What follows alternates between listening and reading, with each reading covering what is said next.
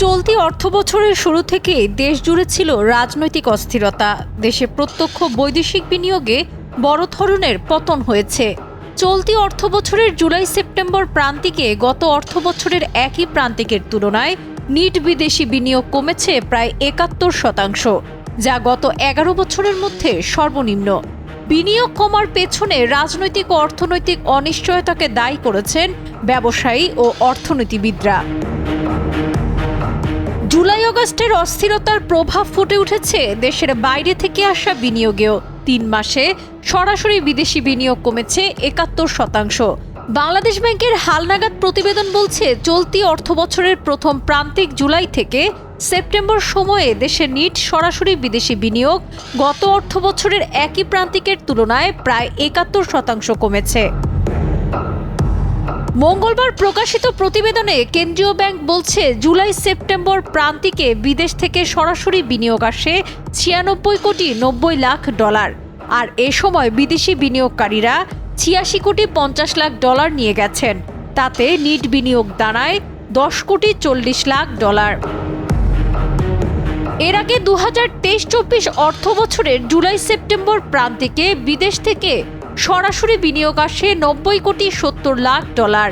এ সময় আগের বিনিয়োগের অর্থ পরিশোধ হয় ৫৪ কোটি ৬০ লাখ ডলার। সেই হিসেবে তখন নিট বিনিয়োগ দাঁড়ায় প্রায় ৩৬ কোটি ডলার। এতে এক বছরের ব্যবধানে বিনিয়োগ কমেছে ২৫ কোটি ৬০ লাখ ডলার বা ৭১%।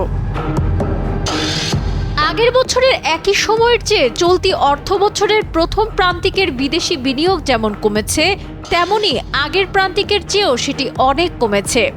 গত ২০২৩-২৪ অর্থবছরের শেষ প্রান্তিকে এপ্রিল থেকে জুন সময়ে নিট বিনিয়োগ ছিল ২৭ কোটি ২২ লাখ ডলার। সে সময় ১০৮ কোটি ডলার দেশে এলেও আগের বিনিয়োগের ক্ষেত্রে পরিশোধ হয় ৮১ কোটি ১০ লাখ ডলার। দেশে যে বিনিয়োগ কমছে তার চিত্র দেখা যাচ্ছে বাংলাদেশ বিনিয়োগ উন্নয়ন কর্তৃপক্ষের তথ্যেও।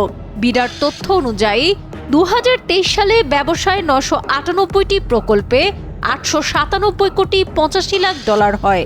আর ২০২৪ সালে ব্যবসার ৭৪২টি প্রকল্পে ১১৬৩ কোটি ডলার বিনিয়োগ নিবন্ধন হলেও এপ্রিল জুন প্রান্তিকে ২৫৪টি প্রকল্পে ৬৬৬ কোটি ৮০ লাখ ডলার হয়।